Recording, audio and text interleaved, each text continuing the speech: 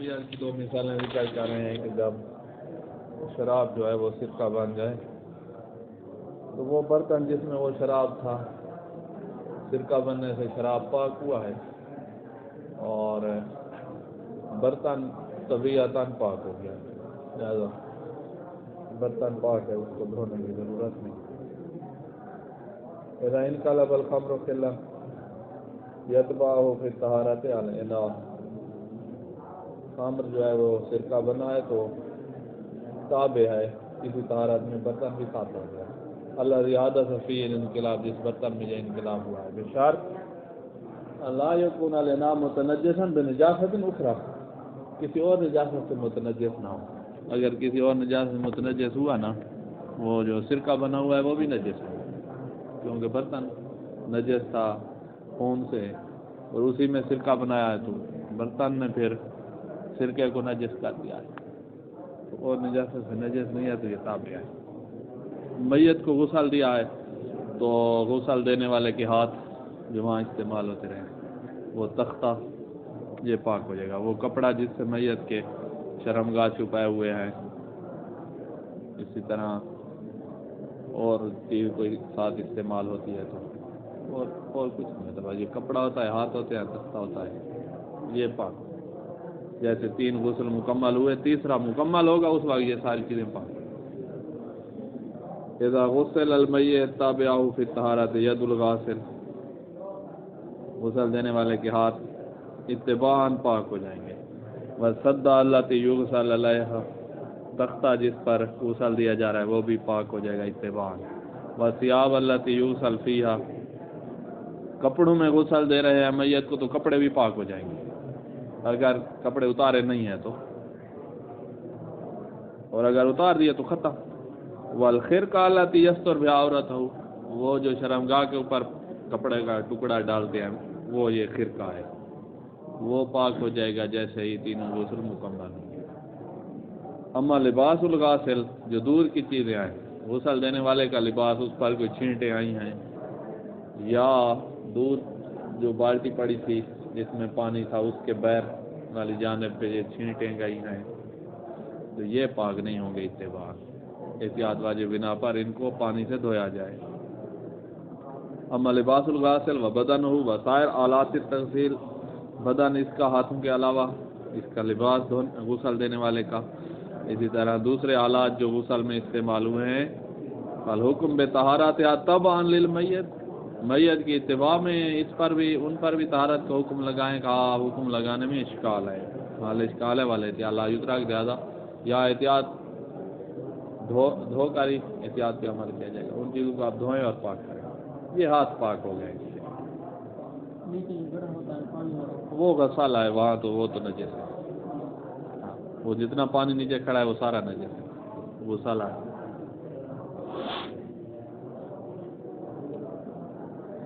جو تختہ ہے نا، تختہ اس کے پاؤں جو پڑے ہوئے ہیں زمین پہ، اس کی جو پاؤں کا کیا ہوتا ہے ٹانگ، وہ بھی نہیں دھونی، وہ بھی پاک ہے، اس کو اٹھاؤ اور سیدھا مسجد میں جا کے رکھ دو، مسجد میں رکھتے ہیں نا ہمارے یہاں گاؤں میں، اس کو دھونے کی کہیں سے بھی ضرورت نہیں ہے، وہ سارا ہی پاک ہے۔ دیکھ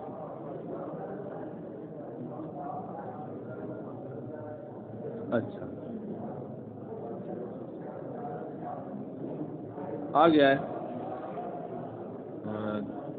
چھٹا اپنا تاتے نواں، اس کو سمجھو، عین نجاست کا زائل ہونا، اس کا نام ہے عین نجاست کا زائل ہونا، یہ 2 چیزوں کے لیے مطہر ہے، تیسری چیز داخل نہیں ہوگی، 2 چیزیں، ایک ہو گیا حیوان کا بدن، انسان نہ حیوان کا بدن، اس کے اوپر نجاست لگی ہوئی ہے اور وہ زائل ہو گئی، یا وقت گزرنے کے ساتھ زائل ہوئی ہے، یا اس نے کسی چیز پہ رگڑا ہے، یا ہم نے ناخن کے ساتھ وہ کر دیا ہے، اوپر خون لگا ہوا تھا اور اس کو اتار دیا ہے، بس جیسے نجاست زائل ہوگی اس کا بدن پاک ہو گیا، پاک۔ متنجس پانی ہم نے ڈالا ہے جس سے وہ گیلا ہو گیا، خشک ہوا، بس پاک، یہ تو آسان ہے نا، خون ہے وہ چمٹا ہوا تھا تو ہم نے کپڑا مار کے کوئی چیز مار کے اس کو اتار دیا ہے، خشک کو، بس وہ پاک ہو گیا ہے۔ تو یہ بدن حیوانی جو ہے اس کو پاک کرنے کی ضرورت نہیں ہے، سارا بدن پاؤں سے لے کر سر تک حیوان کا بدن نجاست کے اترنے سے پاک ہو جاتا ہے۔ جب تک نجاست ہے پھر وہی جگہ نجس ہے، اترے گی تو وہ پاک ہو جائے گا۔ یہ ایک چیز ہے۔ دوسری چیز، ہمارے جو باطن ہوتا ہے انسان کا باطن، یہ دو طرح کا ہے۔ ایک باطن محض ہے، جیسے یہ رگیں جو ہے نا ہماری شریانیں، ان کا اندر والا حصہ باطن محض ہے۔ علیکم السلام۔ آنتوں کے اندر والا حصہ باطن محض ہے، ان کی بات ہی نہیں ہو رہی، اس کو چھوڑیں۔ ایک باطن غیر محض ہے۔ علیکم السلام۔ باطن غیر محض جیسے جو بند کرو آنکھیں تو یہ بند ہو جاتا ہے، کھولو تو نظر آنے لگ جاتا ہے۔ ناک کا اندر والا حصہ یہ باطن ہے لیکن غیر محض ہے، اگر کوئی دیکھنا چاہے تو دیکھ لیتا ہے، ڈاکٹر دیکھ نہیں لیتے۔ کان کا یہ حصہ یہ باطن غیر محض ہے، اس کو دیکھا جا سکتا ہے۔ منہ کھولو تو اس کا اندر والا حصہ یہ باطن غیر محض ہے۔ اسی طرح پیشاب پخانے کا سراغ ہے، باطن غیر محض ہے۔ باطن غیر محض کی یہاں ہم بات کریں گے کہ باطن غیر محض میں خارجی نجاست چلی جائے، خارجی نجاست جیسے یہ بیر نجاست پڑی ہے وہ اندر چلی جائے۔ دانتوں سے نکلنے والے خون کی بات نہیں کرے، وہ خارجی نہیں، وہ اندر کے جائے۔ خارجی نجاست اندر چلی جائے تو اندر کو نجس کرے گی اور وہیں زائل ہو جائے تو بس پاک ہو جائے گا۔ منہ میں مثلا خون نکلا ہے کسی کا، اس نے انگلی منہ میں ڈال لیا، ٹھیک ہے، وہ منہ میں چلا گیا خون بہر والا خارجی، اور منہ کا اندرونی حصہ جب وہ نجس ہو گیا ہے، یہاں پاک پانی سے کرنے کی ضرورت نہیں ہے۔ جیسے وہ خون جو ہے نا وہ لعاب دین میں مل کر فنا ہو گیا، آج بس ختم، پاک نجس ہوا ہے لیکن زوال نجاست سے پاک ہو جائے۔ یہ دو چیزیں ہیں جو زوال نجاست سے پاک ہو جائے۔ اب آپ کے یہاں سوال ہو گے کہ خون جو اندر والا نکلے تو وہ اندر کو نجس ہی نہیں کرتا کہ پاک کرنے والی باتیں شروع ہو گئیں، وہ نجس ہی نہیں کر رہا۔ جو دانتوں کے مسوڑوں سے نکلا ہے مثلا، یا کوئی زخم لگا ہے اور اندر کا منہ کا خون ہے، ناک کا خون جو ہے وہ ناک کے اندرونی حصے کو نجس ہی نہیں کرتا۔ جو ناک سے کیا کہتے ہیں، رواف کو کیا کہتے ہیں، نکسیر کہتے ہیں اردو میں۔ یہ نکسیر جو ہے نا اندر کو نجس ہی نہیں کر رہی۔ جب نجس ہی نہیں کر رہی تو یہ بات ہی اب کرنا فضول ہے کہ کیسے پاک کریں گے، بھائی نجس ہی نہیں کر رہی۔ ہاں وہ بیر نکلا ہے خون نکسیر والا، اور بیر جو ہے نا وہ کسی چیز پر لگا ہے، قمیض پہ لگا ہے، ہاتھ پہ لگا ہے، اس کو نجس، یا ہونٹ پہ لگ گیا ہے، ناک سے نکل کر مونچھوں میں داخل ہوا ہے، ان کو نجس کا ہے۔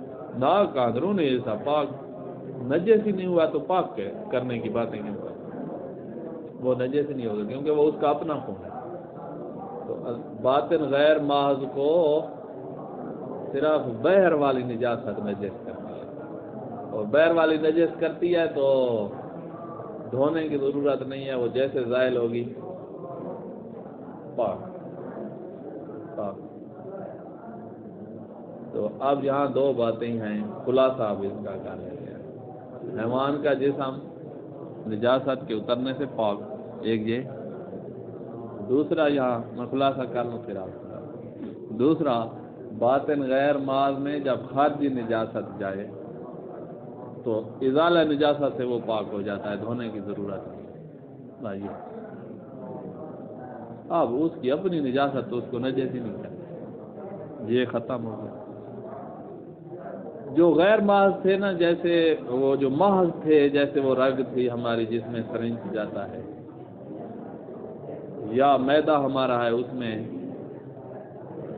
نجاست کسی نے پی لی کھا لی، وہ چلی گئی ہے، تو وہ اپنا اثر ہی چھوڑ جاتی ہے۔ ہر نجاست باطن محض میں بے اثر ہو جاتی ہے، ہر نجاست باطن محض میں بے اثر۔ ایک بندے نے نجس پانی پی لیا، اوپر سے کوئی اور چیز نکلی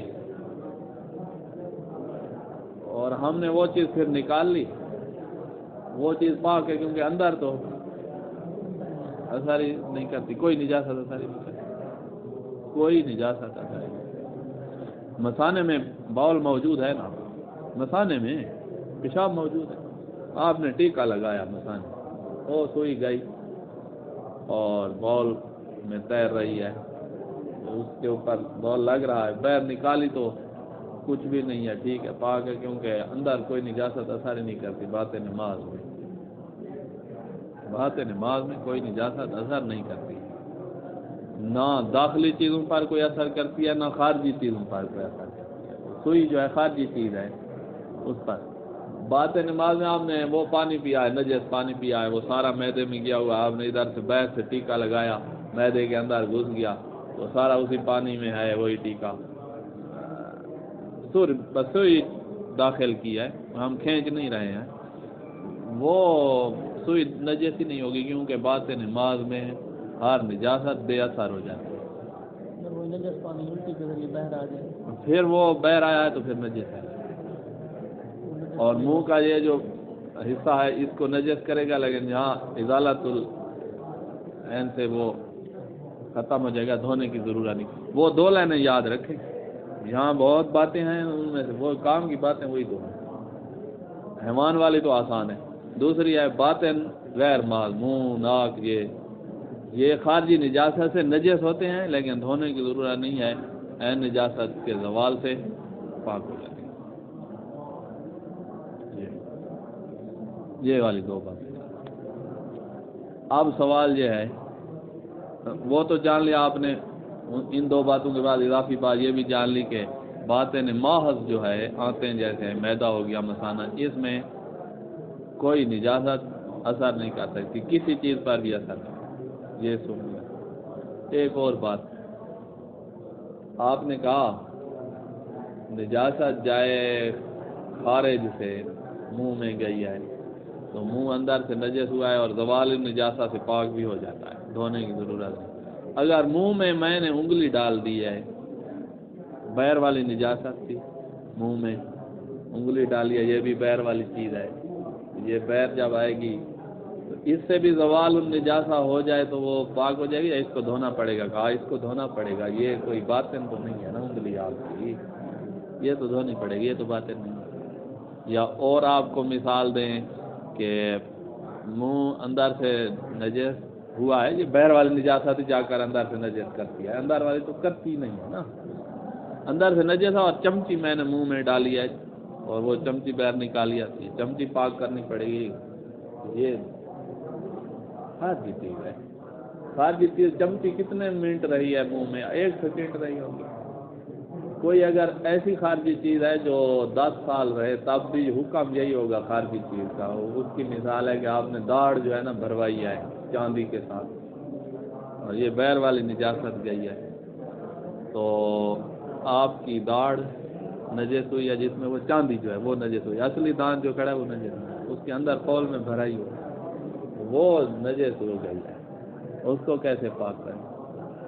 منہ کا اندرونی حصہ نجس ہوتا ہے تو زوال النجاست سے پاک ہو جاتا ہے، داڑھ میں جو چاندی کھڑی ہے اس کو کیسے پاک کریں؟ کہا جس طرح چمچی کو پاک کرتے ہو، چمچی بھی خارجی چیز ہے اور چاندی بھی خارجی چیز ہے، چمچی کو پانی سے پاک کرتے ہو تو اس کو بھی آپ پانی سے پاک کرو، کیسے؟ کلی کرو اور پاک ہو۔ تو لہذا جس نے نہیں بھرائی ہوئی داڑھیں وہ مطمئن ہے، تو اس کو کلی کبھی بھی اس میں کلی نہیں کرنی، بس ختم۔ یہ تو ہے۔ ناک میں اگر نجاست گئی ہے بیر والی، اندر والا خون تو نجس نہ ناک کو کرتا ہے اور نہ ناک سے بہنے والے پانی کو نجس کرے گا، بیر آ گیا ہے اس پانی میں خون ہے تو اب نجس ہے، جب تک اندر ہے کوئی مسئلہ بھی نہیں۔ یہ بیر والی چیز گئی ہے تو دھونے کی ضرورت نہیں ہے، نجاست زائل ہو جائے گی۔ ناک میں تو کسی نے چاندی نہیں رکھوائی ہوئی، وہ چاندی بیرونی چیز ہے، وہ نجس ہو گئی ہے تو بات تو پھر کلی کرنی پڑے گی۔ کیسے نجس ہوئی ہے؟ بہر والی نجاست۔ اب سوال ہے کوئی اور؟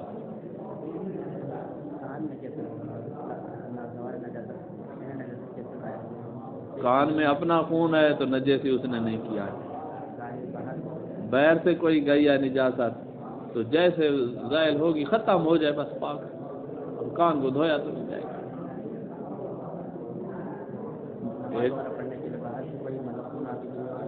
نہ ایک ہے بحری حصے میں آ گیا، ہم سوراخ کی بات کر رہے ہیں، سوراخ میں دھونے کی بات ہی نہ کریں، پانی ڈالو اور نکالو، اور پھر باہری حصہ تو دھل جاتا ہے، اس کو تو دھونا پڑے گا، وہ تو ایسے ہے جیسے ہاتھ دھوتے ہیں۔ اس کا اپنا خون نکلا ہے کان سے اور بحری حصے پہ لگا ہے تو اس کو تو دھونا ہے، جیسے ناک سے خون نکلا اور مونچھوں پہ لگ گیا تو یہ تو دھونا ہے۔ ہم کیا ہیں باطن کو نہیں دھونا، تو باطن کو کبھی بھی نہیں دھونا، کلیاں نہیں کرنی، الا یہ کہ جس نے داڑھ بھروائی ہے وہ کلیاں کرے، وہ کلیاں کرے۔ جس کے منہ میں ابھی ریخوں میں روٹی کھڑی ہوئی ہے ٹکڑے، تو وہ خارجی چیز ہے، نجس پانی پی لیا تو وہ روٹی کے ٹکڑے نجس ہو گئے ہیں، یا گوشت کھڑا ہے ابھی اس نے وہ نہیں کیا ہے، فلال نہیں کیا ہے تو وہ نجس ہو گیا ہے، باہر ہی نجاست گئی ہے، پانی اندر بھی چیز جو کھڑی تھی دانتوں کے درمیان وہ بھی باہر والی ہے، وہ نجس ہو گیا تو آپ کلی کر کے پاک کرنا ہے، خود دانتوں کو پاک کرنے کی ضرورت نہیں ہے، وہاں ہے نجاست جیسے زائل۔ اب یہاں ایک سوال باقی رہ گیا ہے، ایک سوال باقی رہ گیا جس کا جواب یہاں بھی نہیں ہے، عروا میں بھی نہیں ہے۔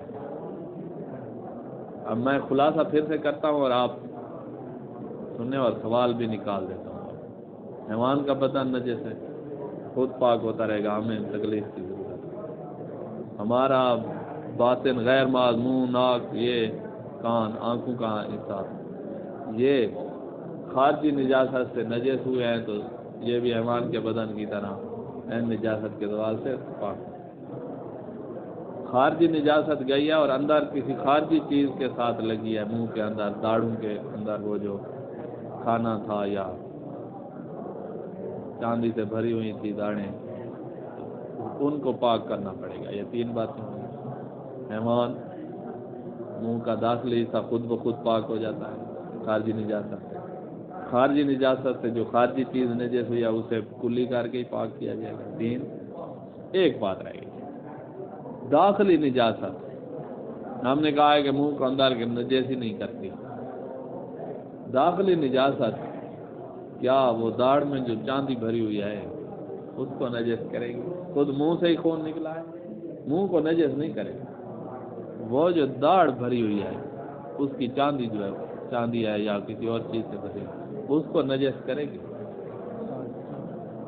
داخلی نجاست ہے، خارجی نجاست ہوتی تو یقیناً چاندی نجس ہے اور کلی کر کے پاک کرنے چاہیے۔ داخلی نجاست ہے، منہ کا اپنا خون نکلا ہے اور خارجی چیز موجود ہے منہ میں، اس کو نجس کرے گی؟ سوال یہ ہے، یہ نہیں لکھ پائیں گے۔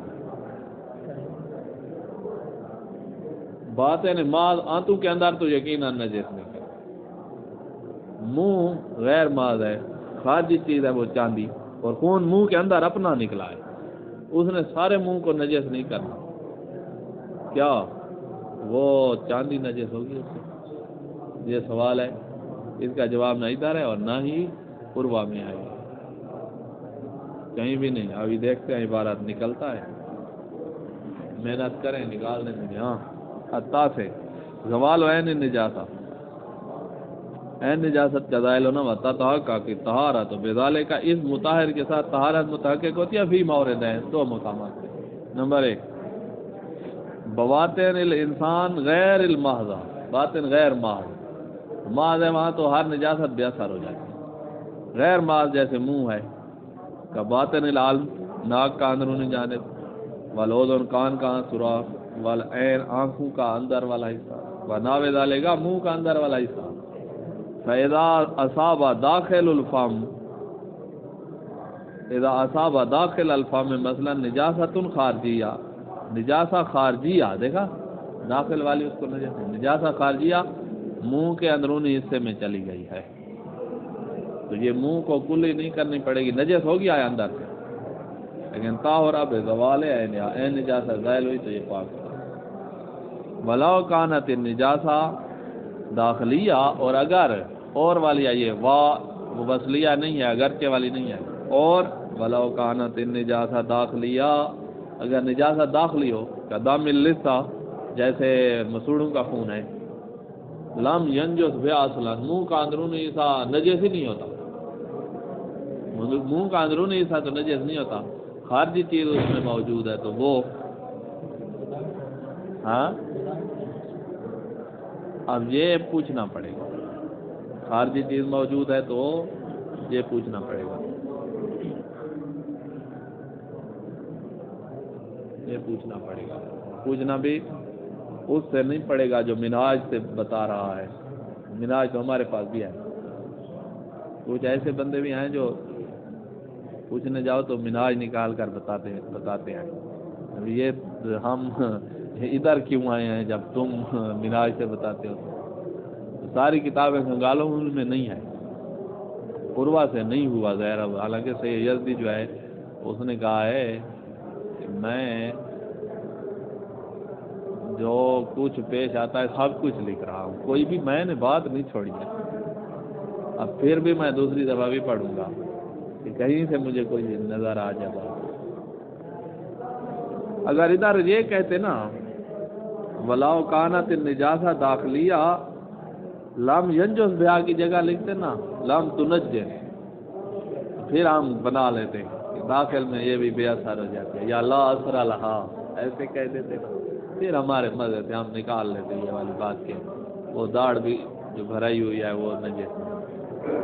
سونے کا دانت لگوا لیتے ہیں بعض بندے، تو سونے کا ہوتا ہے کہ پیلے رنگ کا ہوتا ہی سونے کا ہے. اچھا تو سونے کا دانت جو ہے وہ نجس ہو جائے گا، داخلی خون ہے مسوڑوں والے سے، پتہ نہیں.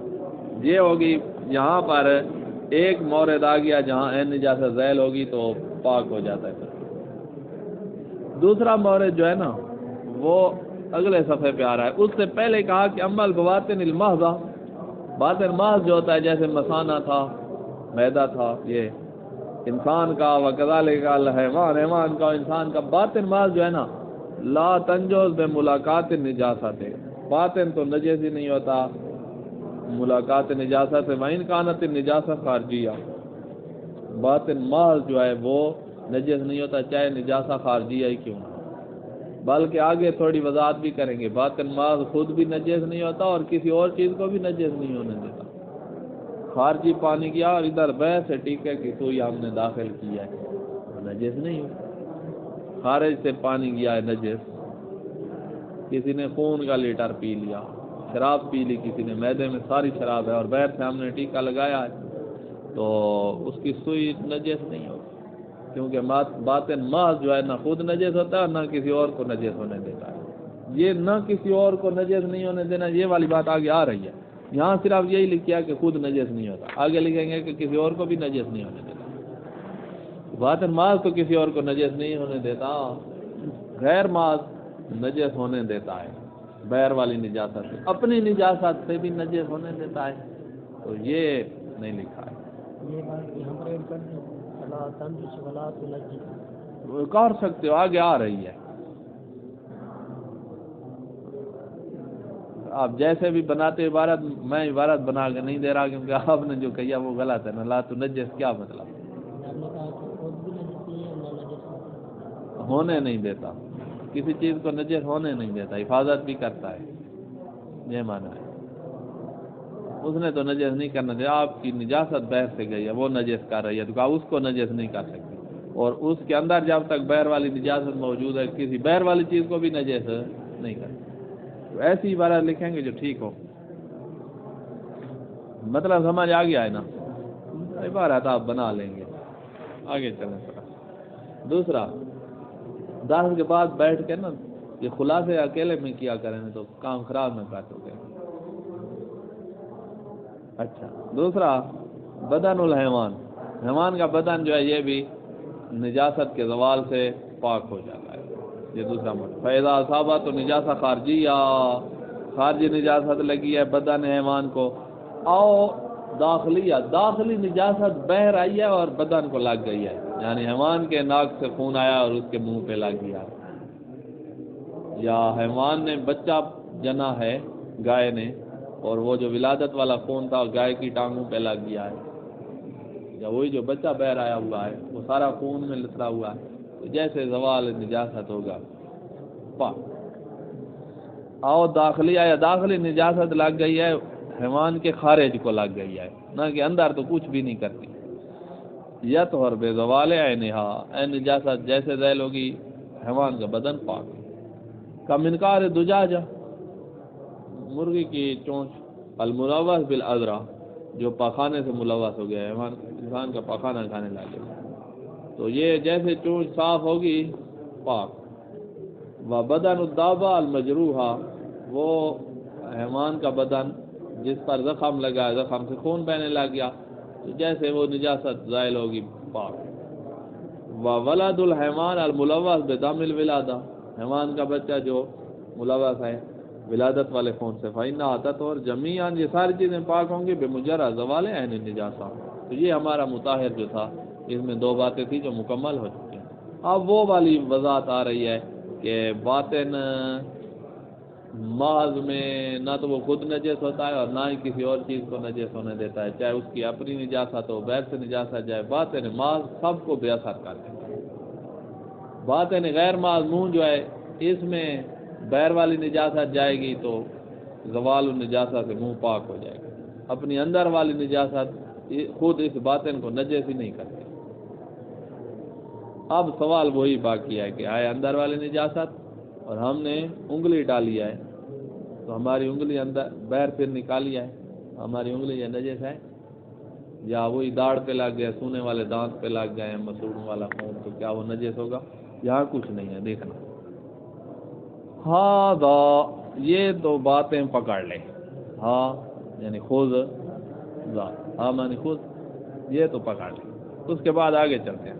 ولا تزری النجاسۃ من النجس الی الطاہر اذا كانت الملاقات بینہما فی الباطن المحض، باطن محض جو ہے مثانے کے اندر ملاقات ہوئی ہے نجاست کی اور کسی پاک چیز کی، تو نجاست آگے سرایت نہیں کرتی۔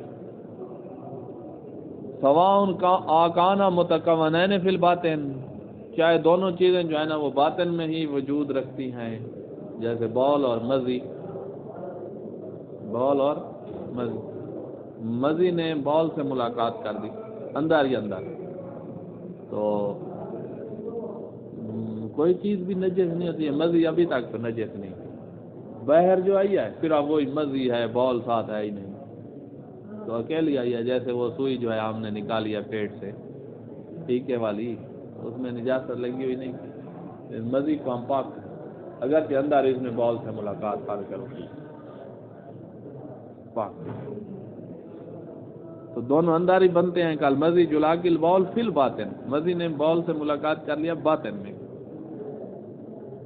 امکان النجس متکونا فی الباطن والطاہر یدخل الیہ، نجاست اندر والی ہے اور پاک چیز اس میں داخل ہوئی ہے، کعبرۃ التزریق، ڈرپ والی جو سوئی ہے، ٹھیک ہے کہ سوئی ہے یہ داخل ہوئی ہے، تو اندر خون اندرونی نجاست ہے اور یہ چیز بہر سے گئی ہے، تو کہا یہ سوئی بھی نجس نہیں ہے، یا دونوں بہر والی ہیں۔ فإنہا، یہ جو ابرا ہے سوئی جو ہے، لا تنجس بملاقات الدم فی العضلہ، جو پٹھے میں خون ہے یا رگ میں جو خون ہے، رگ میں سوئی لگائی ہے تو یہ سوئی نجس نہیں ہوگی۔ فیوکم بطہارتہا لو خرجت غیر ملوثہ بالدم، اس سوئی پر طہارت کا حکم لگایا جائے گا اگر یہ بیر نکلی ہے تو خون سے ملوث نہیں ہے، صاف ہے، تو یہ پاک۔ یہ تھے ایک نجاست اندر کی ہے اور چیز بہر کی تھی۔ ام کان مان متکونین فی الخارج، دونوں خارجی چیزیں ہیں، نجاست بھی خارجی اور چیز بھی خارجی، اور انہوں نے ملاقات کہاں کی ہے؟ باطن محض میں، مثانے میں ملاقات کی ہے یا معدے میں ملاقات کی ہے، شراب سے بھرا ہوا معدہ اور اوپر ہم نے سوئی لگا دی، سوئی نے اندر جا کر شراب سے ملاقات کی، بیر نکالی تو صاف نکلی، تو یہ سوئی نجس نہیں ہوئی ہے، چاہے شراب اور سوئی دونوں خارجی چیزیں۔ بات نماز میں ہر نجاست بے اثر ہے، بس یہ خلاصہ یہ ہے۔ تو دونوں خارجی تھے، و داخلہ بات نماز میں داخل ہوئے، و طلاقہ یا فی الباطن المحض، یہ محض کی بات ہو رہی ہے، بات نماز میں انہوں نے آپس میں ملاقات کی ہے تو نجس نہیں ہوں گے۔ کما اذا ابتلا شیئا طاہرا، ایک بندے نے پاک چیز نگال لی، وہ جیسے ہمارے یہاں 2 روپے والا وہ ہوتا تھا سکہ، 1 روپے والا سکہ بچے نے نکالیا اور اوپر سے نجس پانی پی لیا ہے، پھر وہ یہ سکہ باہر نکل آیا ہے پاک، چاہے وہ اس میں تیرتا بھی رہا ہے اس نجس پانی، وشارب علیہ مان، وہ اوپر سے پانی پی لیا ہے نجس پانی، فإنه إذا خرج ذلك الطاهر من جوفه، جب اگر وہ پاک جو چیز ہے وہ اس کے پیٹ سے نکالا ہے کسی طرح، غیر ملوث بالنجاسہ، نجاسہ اوپر لگی ہوئی نہیں ہے، تو ہو کے مال ہے بھی طہارت، اس پر طہارت کا حکم ہے۔ یہ اس کی اچھی مثال وہی ہے کہ ہم نے ٹیکا لگایا میدے میں اور وہ سوئی جو ہے صاف ستھری نکلی ہے، اندر سے سارا نجس پانی سے بھرا ہوا ہے میدا، سوئی صاف نکلی ہے، بس ٹھیک۔ یہاں بات کوئی نہیں آئی ہے ابھی تک تو سونے والے دانت جو اندرونی مسوڑوں کے خون سے نجس ملاقات کریں، نجس نہ کریں، مسوڑے کے خون سے سونے والے دانت نے ملاقات کی ہے تو کیا وہ نجس ہو جائے گا یا نہیں، یہ ابھی تک نہیں آئی بات۔ ہاذا، یہ جو اوپر ہم نے کہا ہے نا کہ بات نماز میں تو کوئی نجاست بھی اثر نہیں کرتا، بے اثر ہے سب کچھ، لیکن باطن غیر منہ میں نجاستیں اثر رکھتی ہیں، بیر والی گئی ہے، منہ نجس ہوا ہے، اے نجاست کے زائل ہونے سے پاک ہو جائے گا لیکن نجس ہوا ہے۔ ھذا بخلاف ما اذا كانت طلاقی فی الباطن غیر معاد، کا یہ اوپر والی بات کے مخالف ہے۔ کون سی بات جو ابھی آ رہی ہے، کون سی؟ کہ جب ملاقات ہو باطن غیر معاد میں، یعنی منہ میں ملاقات ہو، بین المتکونین فی الخارج، ایسی 2 چیزوں کی ملاقات ہو دونوں خارجی تھی، نجاست بھی خارجی اور چمچی بھی خارجی، منہ میں نجس پانی ہے خارج والا جو بیر سے ہی نجس تھا اور اوپر سے ہم نے چمچی منہ میں داخل کیا ہے، تو یہ انہوں نے داخل منہ میں ملاقات کیا تو چمچی نجس ہو جائے گی، اس کو ٹوٹی پہ جا کر پاک کرو۔ یا اس کی مثال دے رہے ہیں کل اسنان صناعی، ہم نے چمچی کی مثال دی، کہہ رہے ہیں کہ دانت ہیں وہ والے اصلی نہ صناعی جو ڈاکٹر بنا کے دیتا ہے، پوری 32 جو ہے نا اس کی بیر والی ہے اور اس نے اوپر نجس پانی پی لیا ہے، تو یہ 32 آپ نکالیں اور پانی سے دھوئے، بیر والی چیز ہے، جیسے چمچی دھونے جا رہا ہے تو اس کو کہیں گے دانت بھی دھوتے آنا۔ اذا لاقت الطعام المتنجس، ان دانتوں کی ملاقات ہوئی ہے متنجس کھانے سے فی الفم، منہ میں، فإنها تنجس بذلك ولا بد من تطہیرها، یہ پاک نجس ہو جائیں گے دانت اور ان چائنا والے دانتوں کو دھونا پڑے گا۔ یہ بات ہوئی ہے کہ نجاست بھی خارجی ہے اور دانت بھی خارجی، دانت خارجی وہی ہوں، ساری 32 خارجی ہے لیکن خون جو ہے وہ منہ کا اندر والا ہے، زخم لگ گیا ہے منہ میں، تو اب بھی 32 دھونی پڑے گی یا کیا حکم ہے کہ یہاں پر خون بے اثر ہے، اس کو بے اثر سے اثر یہاں نہیں لکھا ہے، یہ سوال باقی ہے، کسی دن جا کر پتہ کر کے آئیں گے، اور سوال اس طرح کریں گے، نہیں سوال اس طرح کریں کہ دانت ڈاکٹر کے بنے ہوئے ہیں، مصنوعی دانت ہیں اور خون جو ہے وہ مسوڑوں سے نکلا ہے یا زبان پہ زخم لگا ہے اور خون وہاں سے نکلا ہے، اس سے یہ دانت نجس ہو گئے ہیں، اگر ہو گئے ہیں تو خود بخود پاک ہوں گے یا پانی سے پاک کریں، سوال اتنے، یہ لمبی چوڑی نہ کریں، اتنا کہیں یہ نجس ہوئے ہیں یا نہیں، انہوں نے کہا نہیں تو بات ختم، یہ پوچھنا کہ کہاں سے لیا ہے، یہ مطلب منہاج کا کہیں تو یہاں تو نہیں ہے، تو پتہ کر لو کسی دن پھر یہاں ہم لکھ لیں گے. نئی کتاب میں بھی کچھ نہیں ہے نا، ساری یہی عبارت ہے. اچھا یہ مطہر ختم. آگے ہے بڑا آسان مطہر، بڑا مزدار مطہر کہ غیبت. غیبت کیا ہے؟ مسلمان کا غائب ہونا. یہ کیا چیز ہے؟ کہا ایک بندے کے ساتھ ہم رہ رہے ہیں، اس کی کوئی چیز نجس ہوئی ہے، ہم چلے گئے ہیں کہیں، واپس آئے ہیں 1-2 دن بعد، تو اگر ہمیں احتمال ہو جائے نا کہ ہو سکتا ہے اس نے پاک کیا ہو سکتا ہے اس نے پاک، احتمال وکلائی ہو جائے، جیسے وکلا کو احتمال ہوتا ہے، بس پاک، بس پاک ہے. ہم کہیں چلے گئے تھے یا وہ چلا گیا، ہو سکتا ہے وہ پاک کر کے آیا ہو بے، کپڑے اس کے نجس، ہاتھ اس کا نجس تھا، اب آیا ہے 1 گھنٹہ ہو گیا ہے، آدھا گھنٹہ باہر گیا ہے، واپس ہے، تو ہمیں احتمال اگر آ جائے وہ کلائی کہ اس نے ایک دفعہ ہمیں یقین ہے کہ پاک نہیں کیا، پھر تو احتمال ہی نہیں آتا.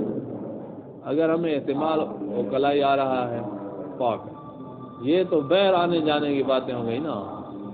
اندھیرا ہو گیا ہے، بجلی چلی گئی ہے، تو ہو سکتا ہے اندھیرے میں نہیں دیکھ رہا اور اس نے پاک کر لیا، احتمال ہو کلائی آ گیا، کہا پاک ہے. آپ اندھیرا کیا ہے، آپ اندھے ہو گئے ہیں تھوڑی دیر کے لیے، اور ہو سکتا ہے اس نے اسی میں پاک کر لیا، احتمال اگر آ جائے تو بس یہ احتمال اس میں جو ہے نا بڑی طاقت رکھتا ہے اس مطالعے. اگرچہ اس بندے کو احکام کا پتہ بھی نہیں ہے، آپ کو احتمال آ گیا ہے، پھر بھی پاک ہے. اگرچہ وہ بے پرواہ ہے نجاست طہارت کی، اس کو پرواہ ہی نہیں ہوتی، وہ ایسے ہی دھوتا رہتا ہے، تو آپ کو احتمال آ گیا ہے تو بس ٹھیک ہے.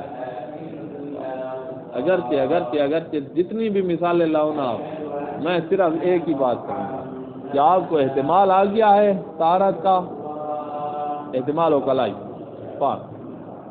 پوچھنے کی اس سے بھائی پوچھنا یعنی موضوع کی چھان بین تو شریعت نے رکھی نہیں ہے، چھوڑیں، پوچھیں بھی نہیں اس سے.